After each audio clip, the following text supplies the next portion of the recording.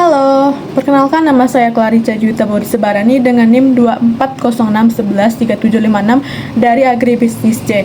Nah, di sini saya akan mempresentasikan ataupun menjelaskan dari tugas mata kuliah Ekonomi Sumber Daya Manusia yang berjudul Analisis Faktor yang Mempengaruhi Kinerja Karyawan pada Usaha Kopi Nganu di Pekanbaru.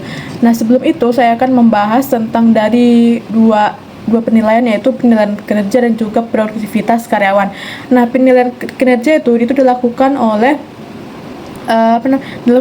owner atau pemiliknya itu proses penilaian terhadap karyawannya itu sebagaimana proses kinerjanya dan hasil kerja karyawan itu mencakup kemampuan, motivasi, disiplin dan juga konsistensi bekerja karyawan itu seperti apa.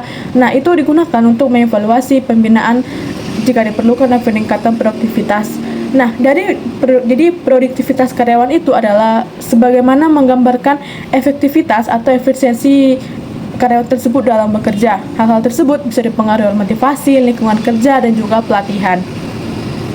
Nah, kemudian ada juga faktor-faktor yang mempengaruhi kinerja dari kinerja karyawan, yaitu motivasi kerja. Nah, motivasi kerja yang dimaksud adalah apa hal yang mendasari karyawan tersebut untuk melakukan pekerjaan yang dilakukannya.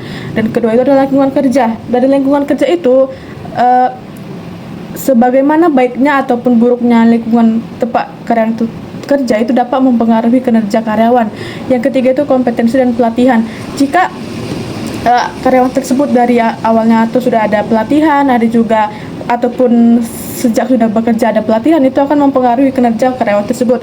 Kemudian itu juga penerapan teknologi. Dengan adanya teknologi yang masuk ataupun digunakan, itu dapat mempengaruhi kinerja karyawan, apakah semakin cepat atau sebagaimana, itu dipengaruhi oleh penerapan teknologi. Kemudian itu adalah budaya organisasi. Nah, budaya organisasi dimaksud adalah bagaimana kayak kebiasaan ataupun hal-hal yang terjadi yang di lingkungan organisasi ataupun tempat kerja karyawan tersebut. Nah, dari tugas ini dari saya ataupun kelompok saya, yaitu kelompok 4, mengambil tempat yaitu Kopi Nganu yang ada di Pekanbaru, yaitu Kopi Nganu itu bergerak di produksi bubuk kopi lokal, yaitu kegiatannya itu ada roasting, grinding, pengemasan. Nah, itu pelanggannya itu ataupun konsumennya dari rumah tangga untuk membeli bubuk kopi dan juga orang yang nongkrong. Nah, terdapat sebuah kafe kecil sebagai sebagian usahanya. Karyawannya itu bertugas pada produksi kopi, pengemasan dan juga pelayanan. Kemudian juga ada identitas responden kami, yaitu Bapak owner atau pemiliknya itu Bapak Roni yang berusia 42 tahun dan juga salah satu karyawannya itu adalah Bapak Wawan, yaitu 40 tahun. Nah, usaha ini berdiri di Ruko Widya Graha 2 Jalan Serikandi Pekanbaru. Nah, penilaian kinerja karyawan itu terbagi atas 8 faktor, yaitu yang pertama adalah faktor individu. Dari hasil wawancara kami, terdapat hasil yaitu karyawan memiliki kemampuan kerja, motivasi, dan pengalaman yang cukup untuk menjalankan tugas produksi dengan baik. Yang kedua itu desain pekerjaan dan karakteristik tugas.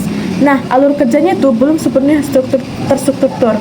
Beberapa tugas masih spontan dan pekerja cenderung menonton, yaitu dari hasil wawancara kami, pekerja itu hanya seperti ketika misalnya di bagian penggilingan itu situ saja pekerjaannya, jadi terkesan monoton.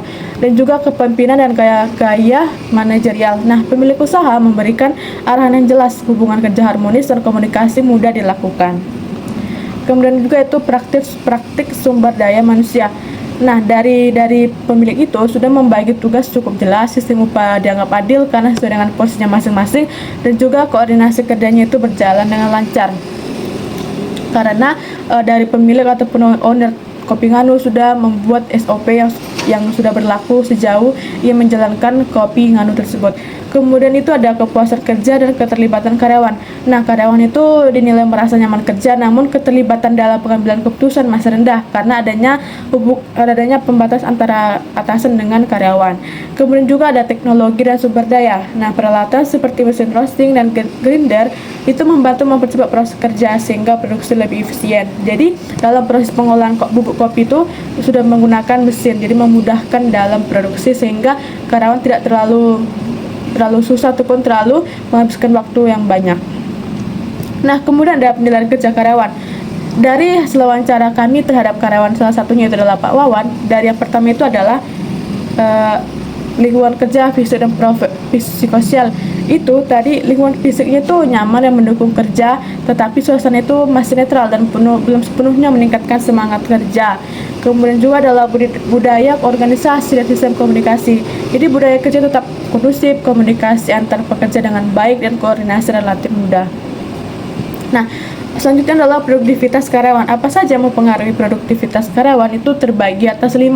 Yang pertama itu adalah output per tenaga kerja. Nah, jadi karyawan mampu menghasilkan output yang stabil dan sesuai target, terutama dalam proses produksi seperti roasting, penggilingan, dan pengemasan. Dan kedua itu adalah efisiensi waktu kerja.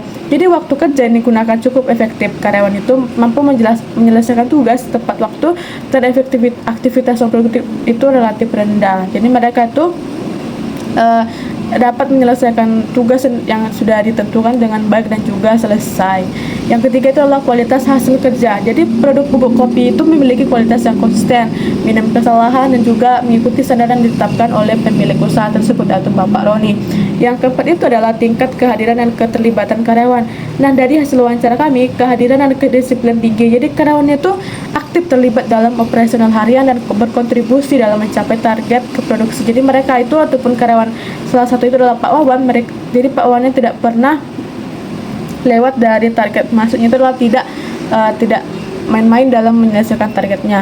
Yang terakhir adalah kemampuan berinovasi dan beradaptasi. Jadi karyawan itu mampu beradaptasi dengan alat dan prosedur yang berubah, serta beberapa di antaranya menunjukkan inisiatif untuk meningkatkan proses kerja meski inovasi masih terbatas.